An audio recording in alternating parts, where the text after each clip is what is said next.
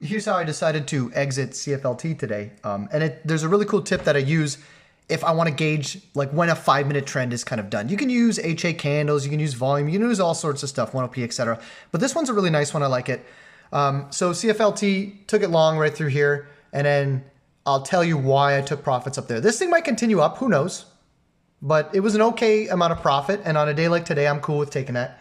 So the D1 on this thing is really nice. And the reason why I chose CFLT instead of a lot of other tech stocks, which are doing really well, like NET is great, PSTG is great. There's a lot of really kick-ass tech stocks, but a lot of them are really extended. So if you want to size for room on the D1, which in these market conditions, I recommend it, you want to have your support pretty close. And on CFLT, you have like really close support. You got an algo line here, you got the ADMA here, you got the bottom of the compression here, which I chose.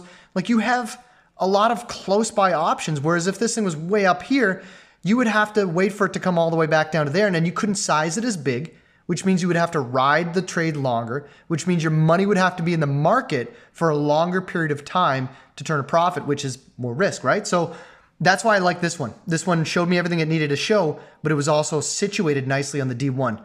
So I took CFLT, and then what I did is I was looking for the channel.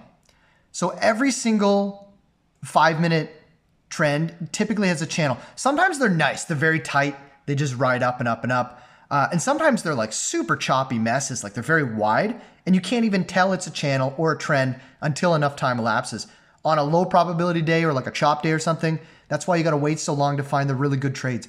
But on this one here, I found the top of the bull channel right through there, and then all you gotta do is just make a parallel line and then line it up on the bottom. And then there's your channel. So you'll see these touches, and then right through here, not quite a touch.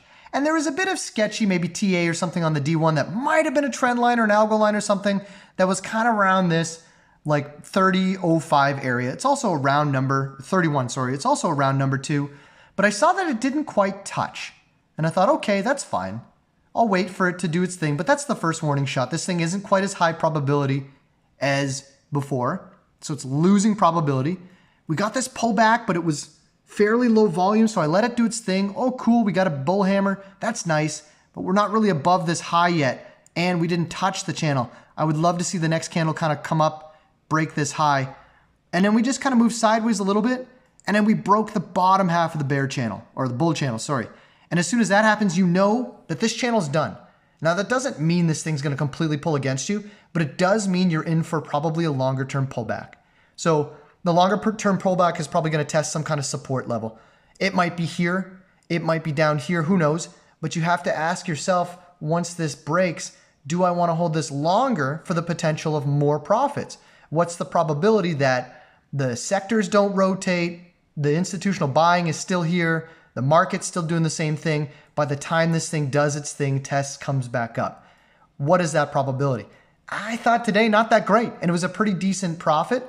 That's why I took profits right up through there. So CFLT exited right through there.